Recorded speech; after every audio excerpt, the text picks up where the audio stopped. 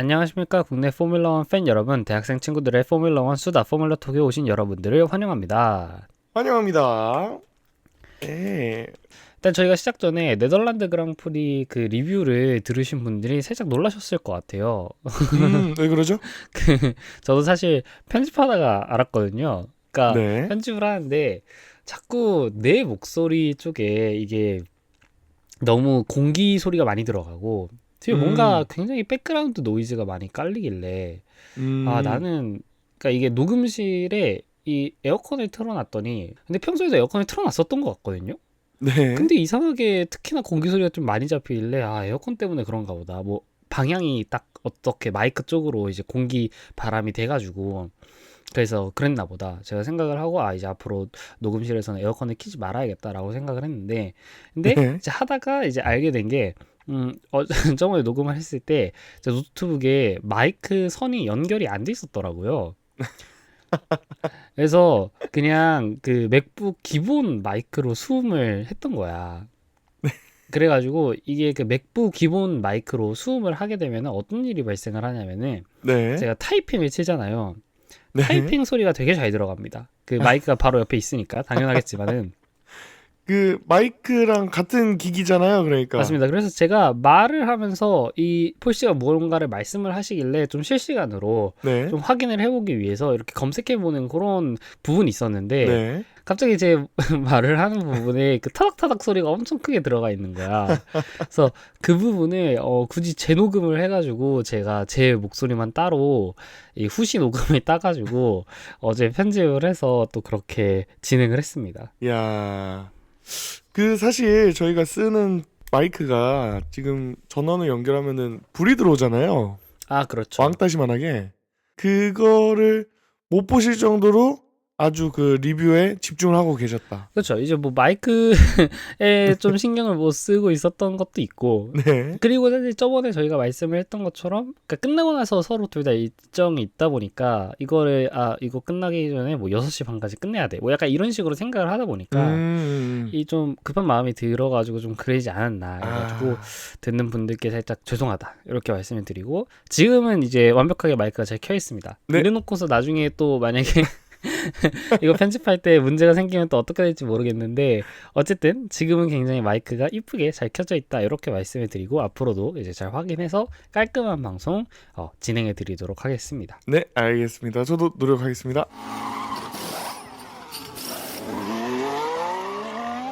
자, 그래서 저희 포뮬러2이 시작한 지 저희가 그래도 한 반년은 된 것 같습니다. 사실 반년이 된 지 좀 오래되진 않았고 지금 한 반년 하고도 한 2주 정도 된 것 같은데 어, 사실 저랑 폴씨가 처음 녹음하려고 만났을 때도 네, 제가 기억하기로는 제가 그때 패딩은 안 입고 있었던 것 같은데 근데 이게 어쩔 수 없는 게 호주 그랑프리가 3월 16일 날 있었었기 때문에 저희가 못해도 한 2월 말쯤에는 만나가지고 이제 첫 녹음을 진행했었을 거란 말이에요. 네, 맞습니다. 그 어, 개강 즈음으로 기억해요. 첫 그랑프리가. 맞습니다. 이제 또 9월이 되고 이렇게 가을로 접어드는 그런 모양새입니다. 네, 근데 또 이렇게 제가 계절하니까 갑자기 그게 떠오르는데 그 제 군대 있었을 때 네, 이 사계절을 어떻게 구분하냐를 가지고서 갑자기 크게 논쟁을 한 적이 있었어요. 어, 그러니까 이게 무슨 얘기냐면은 제가 작년 5월에 전역을 했습니다. 근데 네, 3월쯤이었어요. 작년 3월쯤에 전역을 한 2개월 앞두고 이제 제가 좀 거의 이제 말년 가까이 돼가지고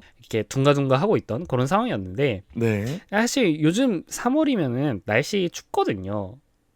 시원한 정도죠. 뭐 가을이랑 거의 비슷했던 것 같습니다. 3월이면은 그러니까 3월까지도 아직까지 패딩을 못 놓으시는 분들이 계세요.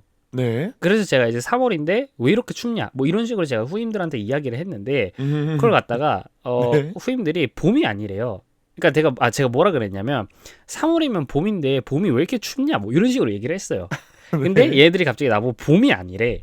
그래서 이게 뭔 소리냐? 날씨가 따뜻해져야 봄이라는 겁니다.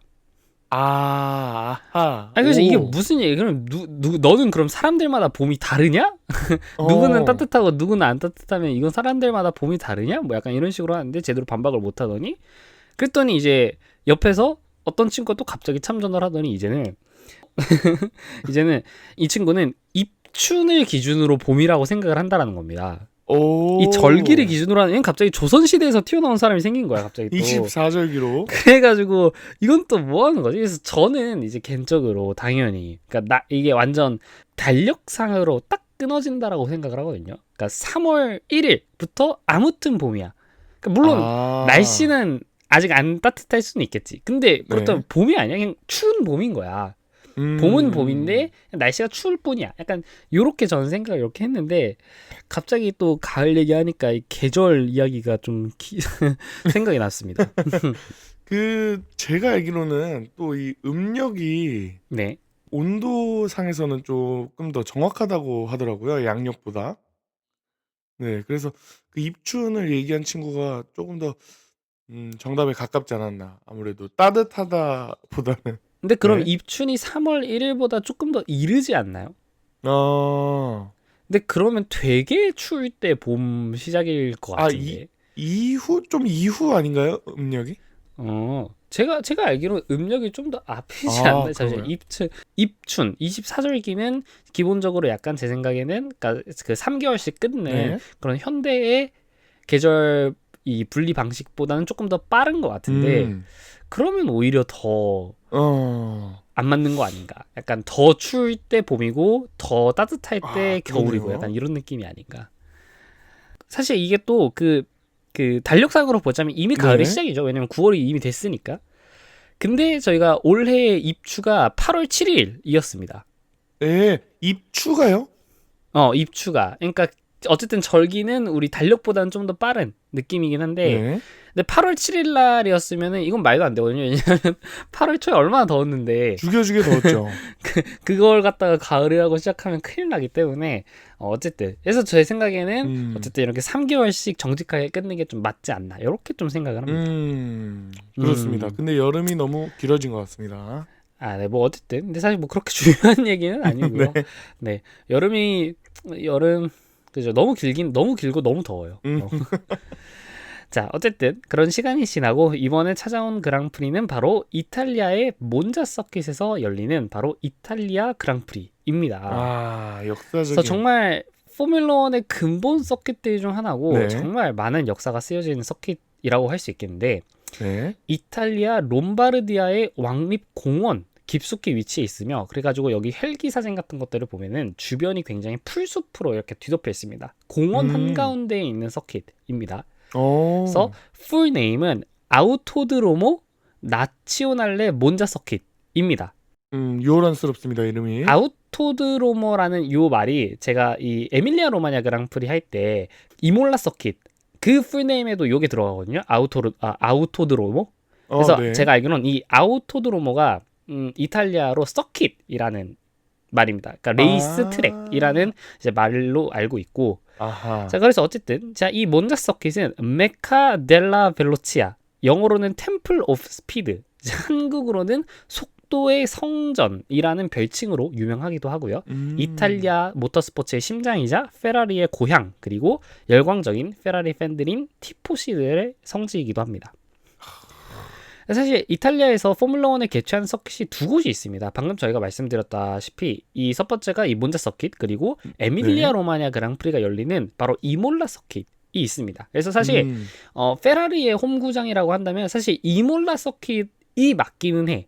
그러니까 왜냐하면 오히려 이몰라 그렇죠, 서킷의 풀네임은 아우토드로모 인테르나치오날레 엔초엔디노 페라리입니다. 그러니까 이게 무슨 얘기냐면은 네. 아우토드로모가 서킷이라는 얘기였고 인테르나치오날레가 인터내셔널입니다. 그러니까 국제야. 국제 서킷인데 엔초 앤 디노 페라리이기 때문에 서킷 풀네임 자체가 엔초 앤 디노 페라리 국제 서킷입니다.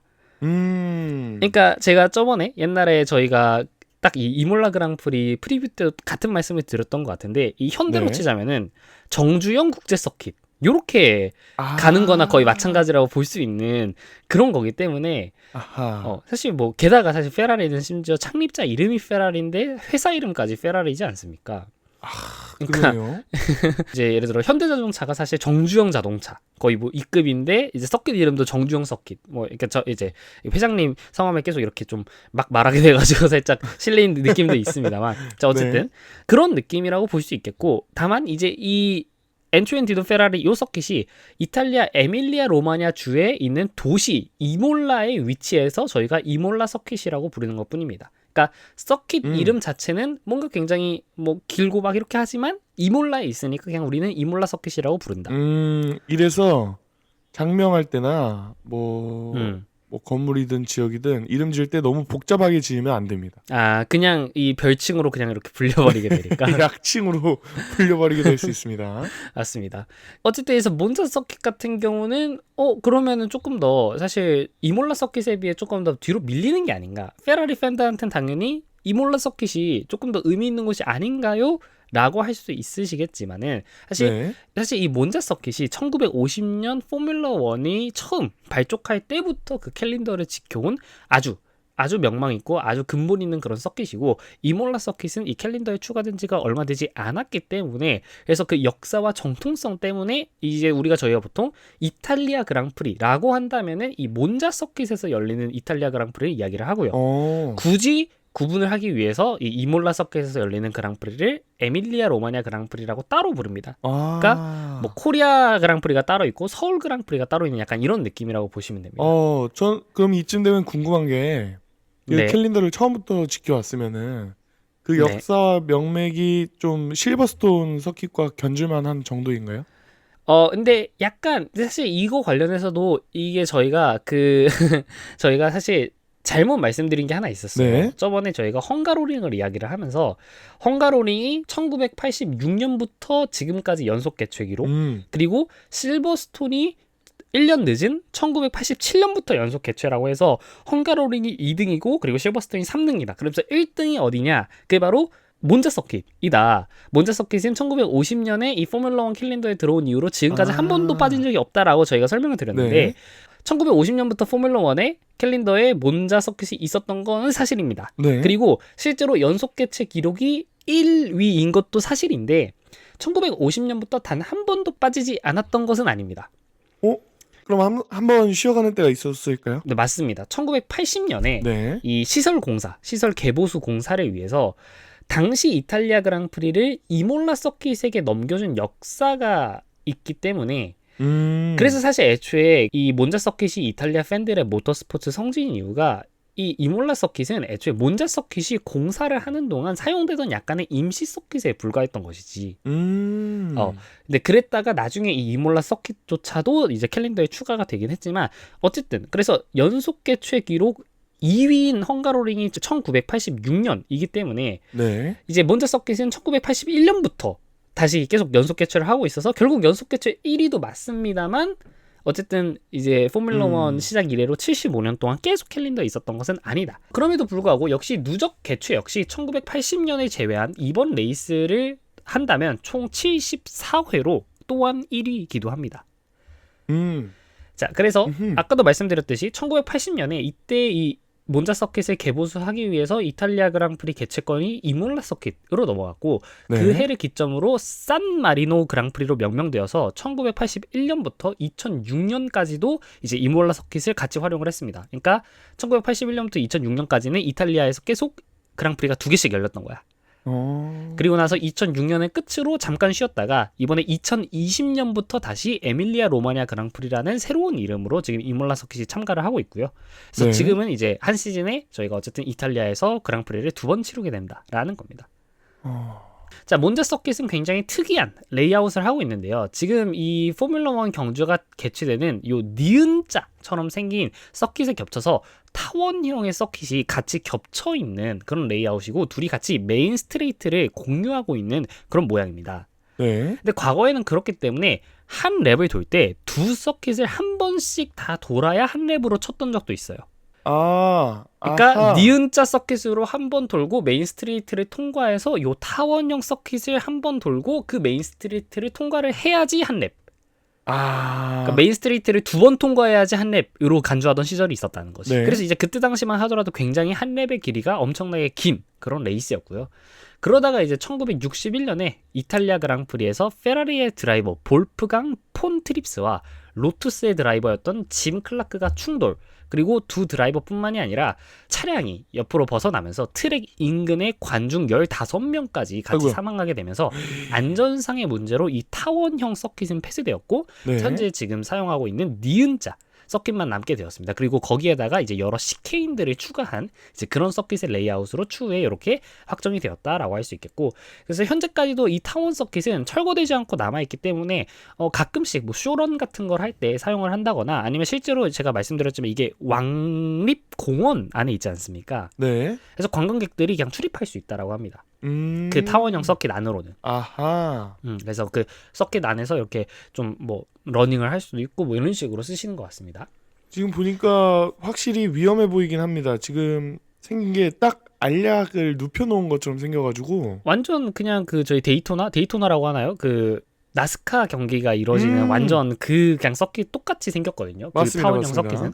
그래서 네. 그 부분을 이제는 어쨌든 폐쇄가 되었다라는 거고, 네. 그리고 지금 니은자 부분도 CK인이 현재는 조금 추가된 레이아웃입니다. 이전만 하더라도 그 CK인이 없이 그냥 니은자도 브레이킹이 거의 없는 서킷이었기 때문에 실제로 몬자 서킷은 과거 많은 드라이버들이 사망한 서킷이기도 합니다. 방금 말씀드렸던 볼프강 폰트립스와 이제 짐 클라크 선수 외에도 1952년과 1953년 월드 챔피언을 차지했었던 페라리의 알베르토 아스카리 선수 역시 1955년 몬자 서킷에서 사망을 했는데요. 아이고. 그가 사망한 코너가 이후에 그곳에 이제 CK인이 추가가 되었고, 그래서 현재 지금 8번, 9번, 10번 코너를 저희가 아스카리 CK인이라고 부르기도 합니다. 그러니까 그분이 사망했던 그 코너에 CK인을 추가를 해놓고 그분 성함을 이렇게 따가지고 이렇게 코너를 명명을 한 것입니다. 지금 보니까 그 말씀하신 대로 니은자의 끝과 끝부분 말고는 사실상 코너가 거의 없는 정도였겠네요. 맞습니다. CK인이 없는다고 한다면은 사실상 이것도 거의 그냥 이제 브레이킹이 거의 필요 없는, 그래서 굉장히 속도가 빠른 곳이라고 할 수 있겠고, 네. CK인이 조금 추가되긴 했으나 그럼에도 여전히 몬자 서킷은 포뮬러 1 서킷들 중에서도 굉장히 빠르고 직진이 시원시원한 서킷인데요. CK인이 있음에도 불구하고 코너가 11개밖에 되지 않으며 대부분의 구간이 풀 스로틀 직진 구간입니다. 실제로 2024년 퀄리파잉 기준으로 차들의 평균 속도는 259km에 최고 속도는 357km/h였습니다. 그래서 이것이 이제 기준상으로는 가장 빠른 서킷이고요. 당시 이제 2024년 퀄리파잉 속도를 기준으로 해보자면 실제로 몬자 서킷이 1위입니다. 그래서 F1 서킷 중 가장 빠른 서킷이라고 말해도 손색이 없다. 당장 2위인 사우디아라비아의 제다 서킷이 평균 속도 254km에 최고 속도가 341km, 그리고 저희가 말씀드렸던 뭐 메거츠앤 베케츠 같은 굉장히 고속 코너들이 즐비한 실버스톤은 평균 250km, 네. 오르즈가 있는 이 벨기에의 스파프랑코샹 서킷이 243km입니다. 그러니까 그것에 비해서 평균 속도가 정말 20km씩 훨씬 더 빠른 서킷이기 때문에 정말 이 몬자 서킷을 템플 오브 스피드, 속도의 성전이라고 불리는 그 이유가 있습니다. 이름이 딱 걸맞네요. 그래서 이게 속도의 성전이라는 게 이게 단순히 그냥 차들이 빨리 달리고 이게 대충 모터스포츠 트랙이니까 속도의 성전이 아니라 진짜 트랙 중에서도 정말 빠른 서킷이기 때문에 이런 별칭이 붙는 겁니다. 충분히 그럴 법합니다. 맞습니다. 하지만 그만큼 풀 브레이킹도 굉장히 중요한 서킷인데요. 이 몬자 서킷의 1번 코너인 레티필로 CK는 이 서킷에서 가장 급격한 CK입니다. 메인 스트레이트를 시속 300km, 300km가 뭐야? 한 330km 요 정도의 속도로 빠져나와서 네. 단 몇 초 만에 한 90km, 80km/h로 감속을 해야 되기 때문에 직관을 가신다면 이 바퀴 안에 브레이크 디스크가 빨개지는 거를 직접 볼 수 있다. 이렇게 말씀을 하십니다. 그렇게 가속된 차를 멈추려면은 빨개질 수 있다. 맞습니다. 그리고 이 정도 이제 브레이킹은 이 포뮬러 1에 있는 브레이크만이 이제 할 수 있는 그런 브레이킹이라고 얘기를 하고, 그래서 레이트 브레이킹을 조금만 잘못한다면 CK인 공략을 실패해서 이 첫 번째 레티필로 CK인을 우회하게 되거나 아니면 레이스 도중 브레이크가 깨지는 경우도 가끔씩 일어나고 합니다. 서킷의 마지막 코너요. 굉장히 고난도이자 포뮬러 1 카의 성능을 한계까지 뽑아내는 코너인데요. 바로 11번 코너인 파라볼리카는 이 굉장히 이 포뮬러 1 코너들 중에서도 굉장히 아이코닉한 코너입니다. 네. 엄청나게 큰 U자 코너예요. 그래서 그냥 돌면 되는 거 아닌가? 이렇게 생각을 하실 수도 있는데, 파라볼리카가 끝난 뒤에 바로 메인 스트레이트가 이어지고 그곳 끝에 이 서킷의 추월 포인트인 방금 말씀드렸던 그 레티필로 시케인이 등장을 하므로 파라볼리카부터 빌드업을 하는 것이 굉장히 추월에 중요하다라고 할 수 있겠습니다.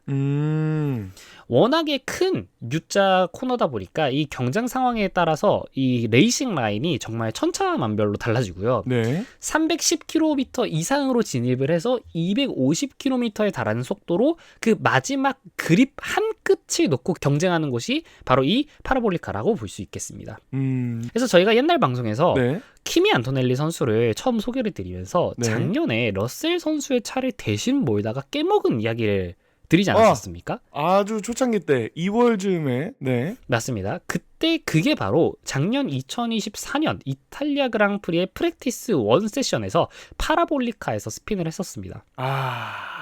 그러니까 그만큼 이 파라볼리카는 딱 레이아웃을 봤을 때는 그냥 좀 그냥 스근하게 돌면 되는, 굉장히 그렇게 급격하지도 않고 엄청 크게 도는 U자 코너야. 그래서 봤을 때는 그냥 괜찮지 않나 하는데, 그거를 이제 속도를 최대한 잃지 않으면서 그립 한 끝에 놓고 경쟁을 해야 되기 때문에 조금만 이 부분에 적응이 안 돼 있다 또는 미숙하다라고 한다면은 작년에 키미 안토넬리 선수처럼 거기서 바로 그래블로 빠질 수 있고, 게다가 이 파라볼리카가 오른쪽으로 도는 코너인데 왼쪽 그쪽 주변이 싹 다 엄청난 그래블 지역입니다. 그래블 지역이요? 그냥 이렇게 포장돼 있는 게 아니라 그냥 완전 그래블이야. 그래서 여기서 만약에 핀을 한다 또는 여기서 그립을 잃는다, 그럼 작년에 정말 키미 안토넬리 선수처럼 그냥 차가 완전 이 흙바닥에 박혀가지고 움직일 수 없는 상태가 돼버릴 수 있다. 사실 이게 지금 위에서 봤을 때 약간 그 슬리퍼 굴곡처럼 이렇게 스근하게 휘어져 있잖아요. 맞습니다. 근데 우리 운전하다 보면은 고속도로 진입로에서 진입하기 위한 길에 이렇게 로타리도 아니고 그걸 뭐라고 하는지 잘 모르겠는데 진입하기 위한 길? 네, 한 270도 정도 계속 코너하는 그런 곳이 있습니다. 그 약간 이렇게 고속도로 들어가기 전에 이렇게 좀 빙빙빙빙빙 돌다가 이제 올라가는 경우가 있죠. 그런 부분을 한 40km, 50km로만 가도 그 코너를 유지하면서 계속 커브하는 게 쉽지 않거든요. 맞습니다. 네, 근데 330km로 달리다가 이 코너를 한 바퀴 쭉 돌려면은 충분히 사고가 날 법도 합니다. 굉장히 좀 그런 모습들이 연출이 될 만하고, 그래서 실제로 이 포뮬러1 코너들 중에서 선수들이 평가를 하기를 가장 어려운 코너 중 하나다 이렇게 이야기를 하기도 합니다. 그래서 예를 들어서 뭐 모나코 서킷에 있는 그 헤어핀 코너라고 한다던가, 사실 되게 이 포뮬러1의 아이코닉한 코너들은 굉장히 많지만은 이게 사실 딱 봤을 때는 그냥 그냥 돌면 되는 거 아닌가? 이런 서킷으로 보일 수도 있겠지만은 이 코너 자체가 굉장히 기술적인 부분이 있고 실제로 달렸을 때 훨씬 더 느낌이 다르다라고 이렇게 볼 수 있는 코너라고 할 수 있을 것 같아요. 네, 아무래도 너무 빨리 달리는 차량이다 보니 더 그럴 것 같습니다. 근데 또 재밌는 거는 이 사고랑 별개로 이 다음날 메르세데스는 키미 안토넬리 선수의 2025 시즌 데뷔를 발표하기도 했었습니다. 그래서 뭐 안토넬리 선수가 사고가 났던 건 본인들 시나리오에 좀 없었을 것 같아요. 그러니까 안토넬리 선수가 프랙티스에서도 정말 막 갑자기 랩타임 막 4위, 5위 이렇게 딱 해준 다음에 얘 우리 내년에 데려간다 이렇게 좀 하는 게 좀 굉장히 이상적인 그림이 아니었을까 싶었지만은 어쨌든 프랙티스에서 차를 깨먹었다라는 거고. 자, 그래서 작년 2024년 이탈리아 그랑프리에서는 무슨 일이 있었냐? 일단 첫 번째로는 로건 사존트 선수가 나간 뒤에 콜라핀토 선수가 이 윌리엄스 차로 데뷔하는 첫 그랑프리였습니다. 그래서 콜라핀토 선수도 약간의 좀 의미가 있겠죠. 이 몬자 서킷에서 다시 경기를 치르는 것은. 게다가 뭐 콜라핀토 선수도 직전에 있었던 네덜란드 그랑프리에서 11위를 기록을 했어요. 굉장히 포인트권에 아슬아슬하게 못 들어갔단 말이야. 그렇습니다. 그리고 11위가 어쨌든 프랑코 콜라피토 선수가 알핀 차를 탄 이후로 최고 성적이긴 합니다. 그 전까지가 13위로 제가 기억을 하고 그렇기 때문에 뭐 굉장히 약간 콜라피토 선수도 좀 약간 이렇게 좋은 동기부여를 얻을 수 있지 않을까라는 생각을 합니다.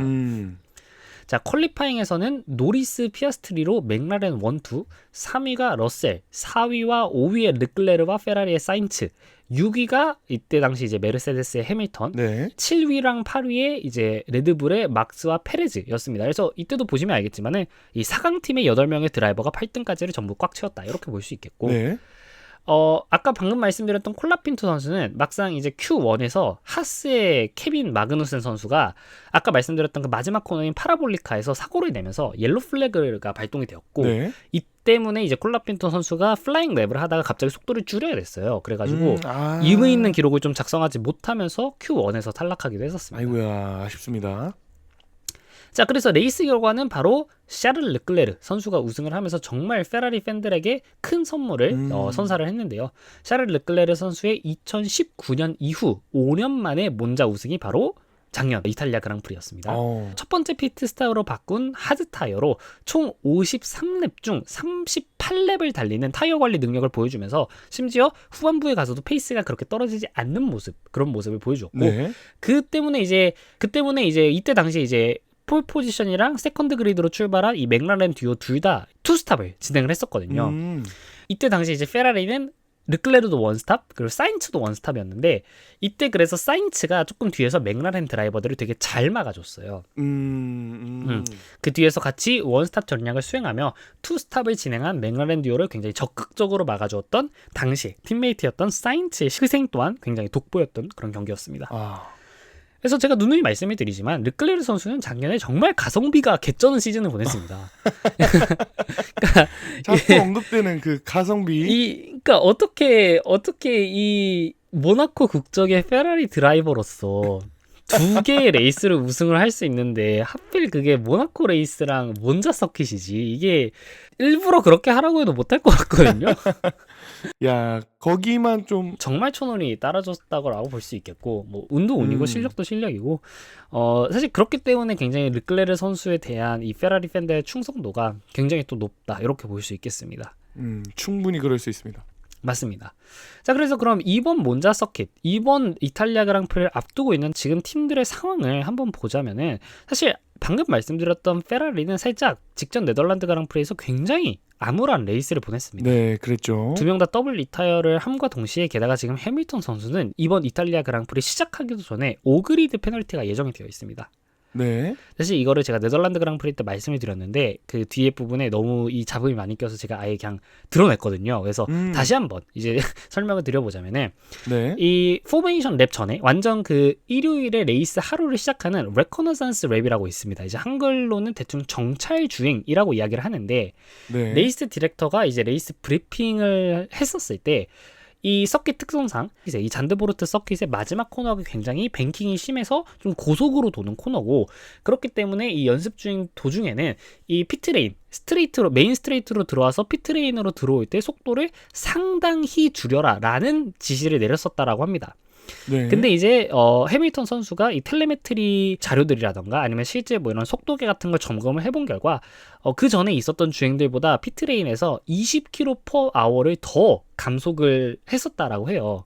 근데 이제 레이스 디렉터들은 20km/h는 감속은 감속인데 상당한 감속은 아니다라고 봤던 것이고 그래서 이 때문에 이와 관련된 이제 페널티 규정으로는 10그리드 페널티를 주어야 마땅하지만 그래도 대놓고 쌩깐 게 아니라 어느 정도 이제 브레이크에 발을 먼저 올리는 등의 이제 약간 그런 행위를 했으므로 이런 부분에 정상 참작하여 5그리드 페널티로 결정을 하였습니다라고 이야기를 했습니다.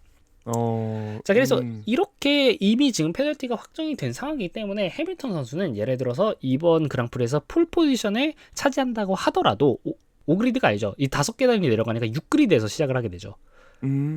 그렇죠. 그렇기 때문에 굉장히 좀 어렵지 않을까. 뭐 다행인 거는 이전에 있었던 잔드보르트 서킷이나 완전 모나코 서킷만큼 그렇게 추월이 아주 어려운 곳은 아닙니다. 네. 고속 구간이 많다라는 건 어쨌든 DRS를 활용한 이 추월 포인트가 굉장히 좀 어쨌든 살아있다라는 것이기 때문에요. 다만 이제 이 파라볼리카에서 추월을 하다가는 굉장히 좀 사고가 많이 발생하는 그런 서킷이기도 하죠. 그래서 어쨌든 사실 퀄리파잉 그리드가 특히나 지금 차량 수준들이 이렇게 상향 평준화된 지금의 포뮬러 1에서는 정말 중요하다라고 할 수 있겠는데 네. 이렇게 그리드 페널티가 있는 것은 사실 시작하기도 전에 이렇게 좀 페라리 팬들에게 좀 찬물을 끼얹는 그런 처사가 아닐까 이렇게 생각을 합니다. 그렇습니다. 이 성지에서 꼭 한번 이겨야 되는데. 맞습니다.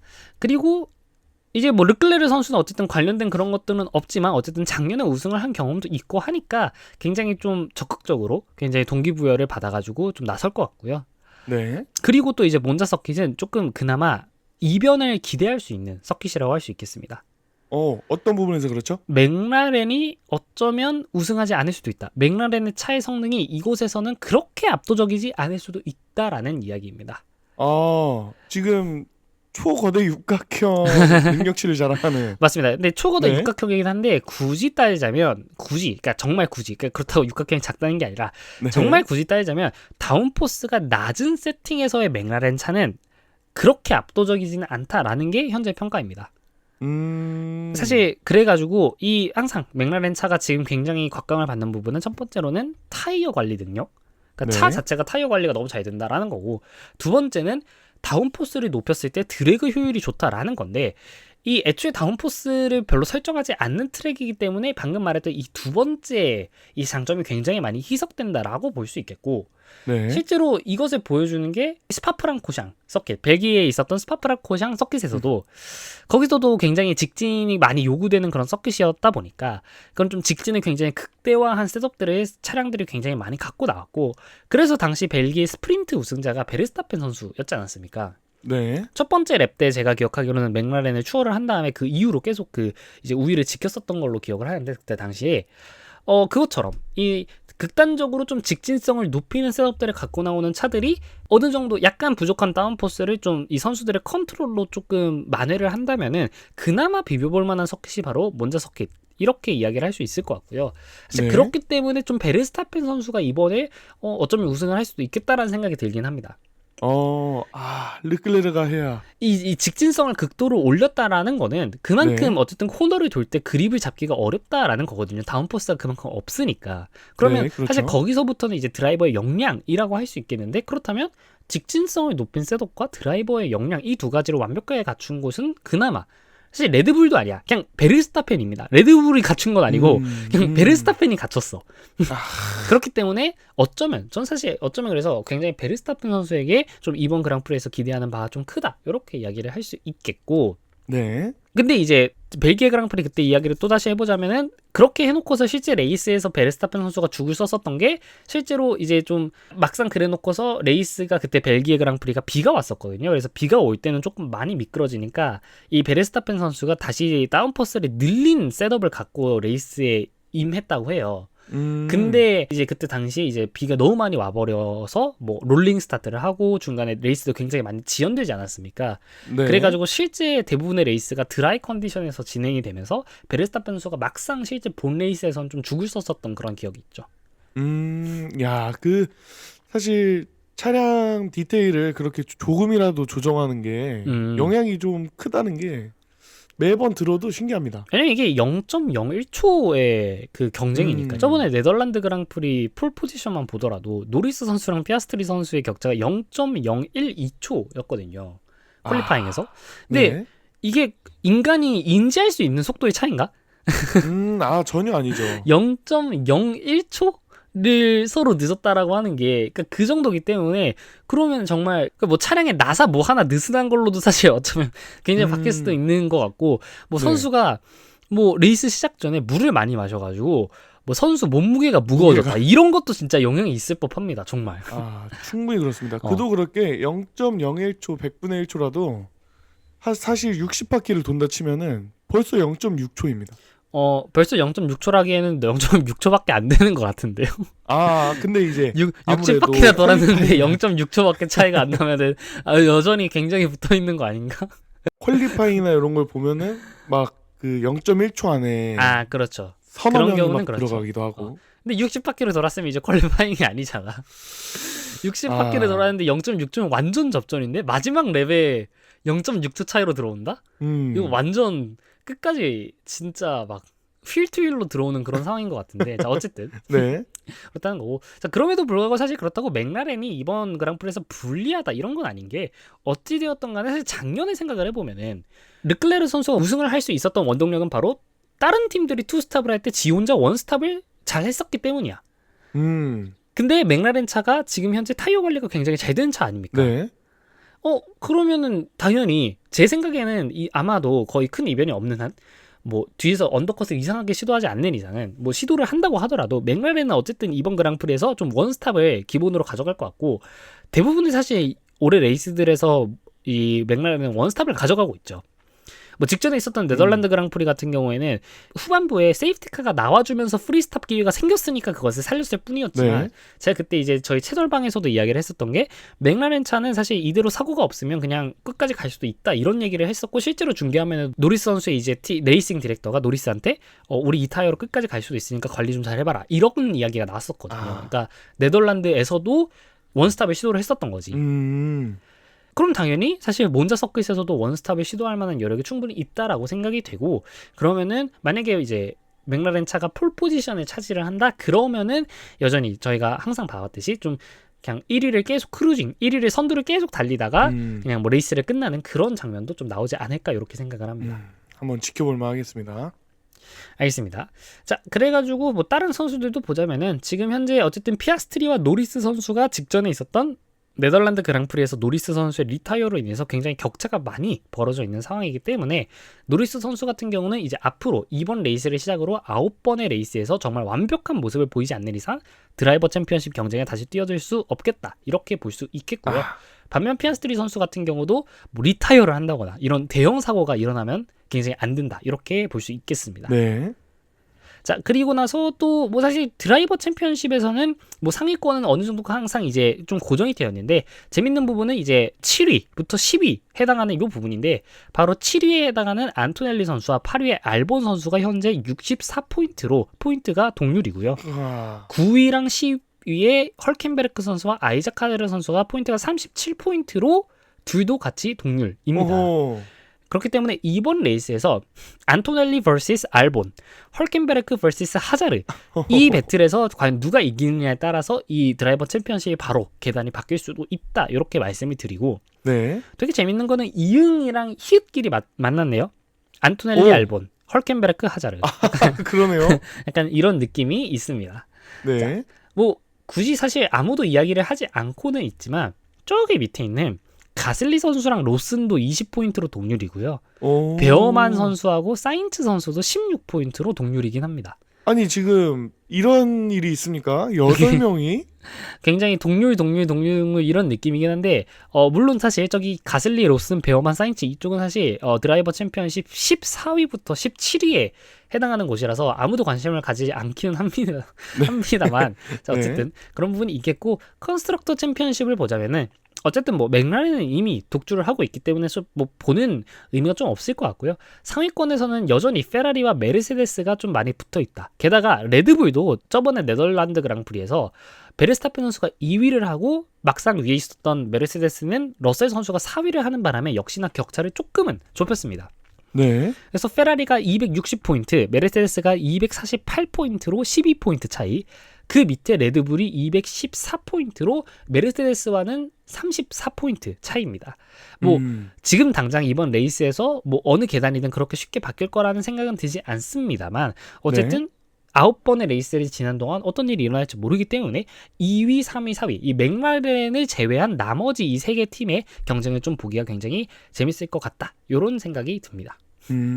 그렇습니다. 그리고 자우버도 굉장히 좀 이번에 좀 철지부심해서 나오지 않을까 싶은데 저번 네덜란드 그랑프리에서 혼자서 노포인트를 획득하는 바람에 얼비에게 컨스트럭터 7위를 내주기도 했었고요. 게다가 그 격차도 많이 벌어지고 말았습니다.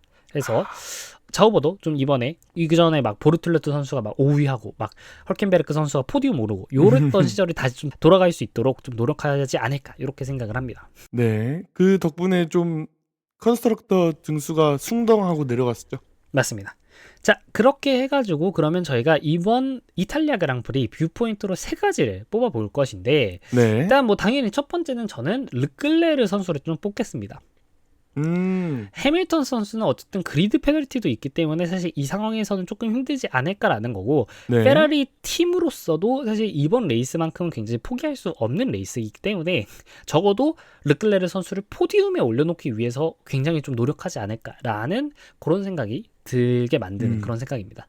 네. 자, 그리고 두 번째는 제 생각에는 얼비를 좀 꼽고 싶거든요. 얼비요? 왜냐하면 직전부터 이 얼비 차량들이 지금 페이스가 굉장히 많이 올라와 있는 상황입니다.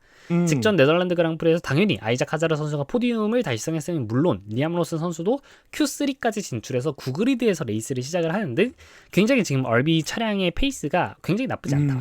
이렇게 볼 수 있겠고, 물론 리암 로슨 선수는 레이스 도중에 이 사인츠 선수와의 충돌로 인해서 좀 불운한 그런 결과를 맞이하기도 했었지만은 네. 어찌되었던 간에 이 RB도 지금 이번 시즌 굉장히 좀 차량이 나쁘지 않다 이런 모습을 보이기 때문에 이번 레이스에서도 직전 네덜란드 그랑프리의 기세를 이어갈 수 있을지 이런 부분을 좀 볼 수 있지 않을까라고 생각을 합니다. 지켜보겠습니다. 자, 그리고 세 번째는 하스를 꼽겠습니다. 저는 하스요. 하스, 올리버 베어만 선수가 네덜란드 그랑프리에서 6위를 달성했으면 물론, 게다가 하스는 이렇게 좀 직진성을 극도로 높인 서킷에서 이전의 결과가 좀 괜찮았어요. 오. 벨기에에 있었던 스파프랑코샹 서킷에서 이때 당시 스프린트에서 직진성을 최대한 높인 이 베르스타펜 선수가 네. 스프린트 우승을 차지하는 동안, 그동안 이제 하스의 두 드라이버 역시 이 스프린트에서 굉장히 좋은 결과를 얻었었거든요. 네. 5위가 오콘 선수였고요. 7위가 베어만 선수였어요. 네. 스프린트에서 두 명 다 더블 포인트를 작성을 했다라는 것은, 그리고 실제로 이때 당시에 하스가 벨기에 스프린트에 참가했던 차량들 중에서 가장 다운포스가 낮은 세팅이었다라고 이야기를 했었어요. 이렇게 다운포스를 좀 낮춘 세팅에서 하스 차량이 좀 나쁘지 않다라는 모습을 이전에 본 적이 있었기 때문에 네. 굉장히 이 몬자 서킷에서도 일을 낼 수도 있다. 심지어 직전에 네덜란드 그랑프리에서 더블 포인트를 한 만큼 팀의 분위기도 나쁘지 않기 때문에 충분히 새로운 또 이런 성적을 기대해 볼 수 있다라는 게 제 생각입니다. 근거가 충분합니다. 맞습니다. 그렇게 해서 저희는 이번에 이탈리아 그랑프리를 프리뷰를 해보았고, 네. 저희는 그러면 이제 이탈리아 그랑프리가 끝난 뒤 이탈리아 그랑프리 리뷰 방송으로 다시 한번 돌아오도록 하겠습니다. 네, 알겠습니다. 수고 많으셨습니다.